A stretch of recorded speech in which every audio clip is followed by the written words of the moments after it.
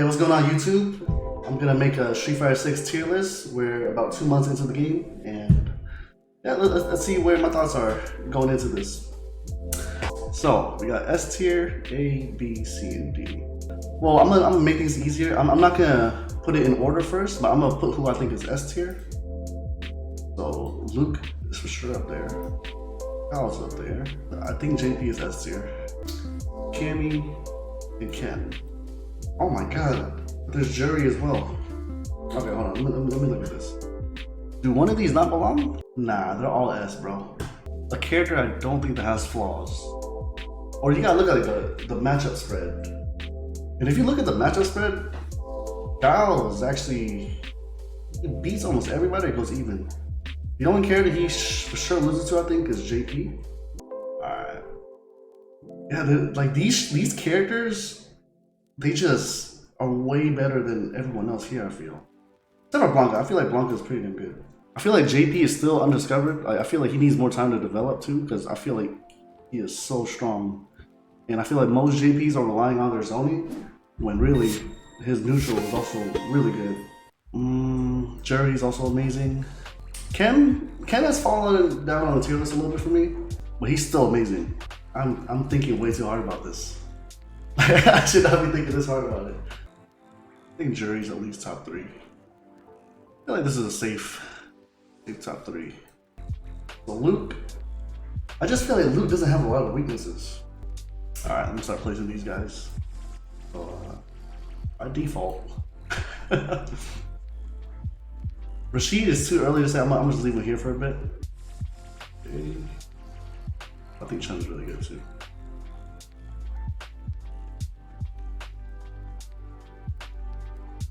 Alright, yeah, these are who will be the best out of all these?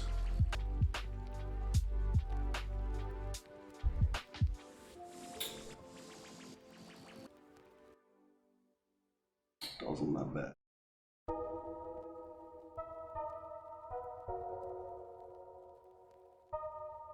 Okay, I'm definitely gonna rearrange these. If I were to guess where Rashid is right now, he'd probably be B. But it's just too undeveloped. Like, it just came out. I like this order actually. I think Chun is really good. But Blanca's ease of use is probably trumps that. I think they're both amazing.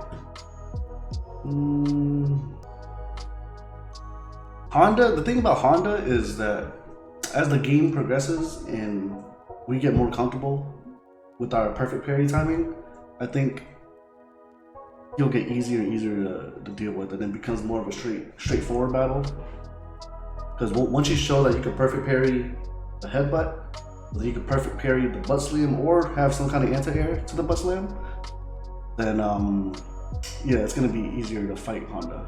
The thing about Jamie is I don't think he's actually that bad either. Nah, he gotta go up. Zangief has a lot of flaws. A lot of flaws. Okay, so this order, I feel like Gao might be the best.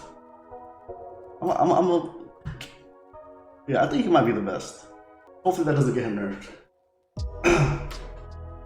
Hopefully that doesn't get him nerfed, but I'm being honest here. I think he might be the best. Because I'm just looking at the overall matchup spread. Like, a clear-cut matchup he loses is JP. But he fights Luke, he fights Jury, he fights Cammy, he fights Ken. He fights Blanca, he fights Chun-Li, he fights everybody. I think, yeah, it's JP for sure he loses. Then Dalsum is like iffy. I don't have experience fighting Dalsum as Guile. But in Street Fighter 5, just the way the character archetypes are, it is pretty tricky.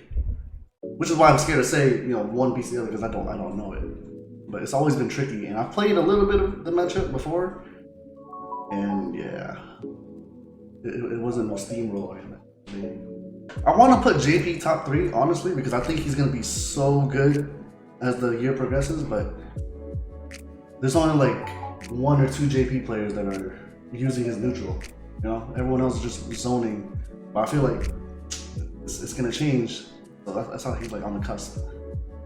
Okay. I think Manon's neutral is good. She lacks Oki, like real Oki, I feel. I don't think Jamie's bad at all. But There's only so many characters here. Yeah, I would say this. The thing about Lily, not a lot of people use her. So even at the highest level, we don't see much. Oki is I think it stands for Okazeme. It just basically means like your frame advantage. So like if you knock someone down, so say for example, Cammy, she knocks you down. When you wake up, Cammy's right next to you again. You have to, you're forced into a strike throw mix up again. Meanwhile, Zangief, if he hits you and he knocks you down, he's really far away. So you're under no threat. That's what Oki means.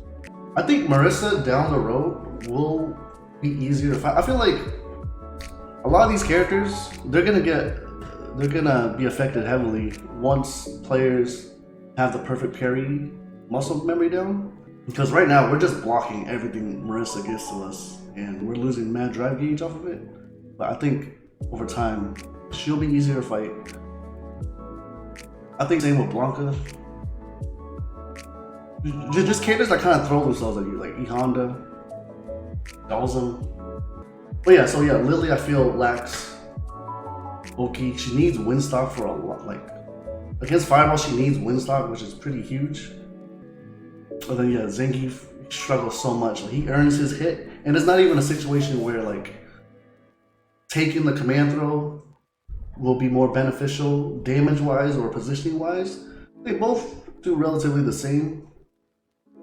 Well, probably the command throw takes more, but in terms of positioning, you're pretty much in the same spot, and it's not that much off, you know. So I feel because of that, you kind of just pick your poison, and then you get another chance. Kim, she reminds me of like Street Fighter 5 Laura. On paper, you know, Japan always said Laura's not great, but when they fight against Idom destroys them. It's very different playing Kim, seeing her tools, and then trying to theory fight. But when you play in a real setting, it's not the same. And she just makes you guess. But at the same time, if you play like her in the first of 10, she's gonna struggle to consistently get her hits, you know, so that's why she's pretty low. Ryu, when you compare Ryu to like Ken, Luke, he lacks a lot of like just extra stuff. Like stuff that Ken and Luke doesn't need, Ryu doesn't have. You know, they kind of just gave him bare bones stuff like they usually do in Street Fighter 4 or Street Fighter 5. But it's very prevalent in this game. Dalsum is a very interesting one because like his keep away is good, but the perfect parry, the universal game mechanic, really hurts Dalsum. And at first I didn't understand why Japan had him so low. Especially like Japan released their tier list and Mr. Crimson had just won a tournament, but that was, you know, it's week 1, people were still trying to figure it out. As the game progresses, Dalsum is gonna be going down, I feel, because the risk reward for pressing parry, so like if you press parry, at worst you're gonna get blocked, or you get a normal parry, or you just get a little hit, you get tickled. But if a perfect parry connects, which happens all the time, Dalsum's he's gonna lose 1 drive gauge, and then he's gonna get knocked down and then pushed to the corner.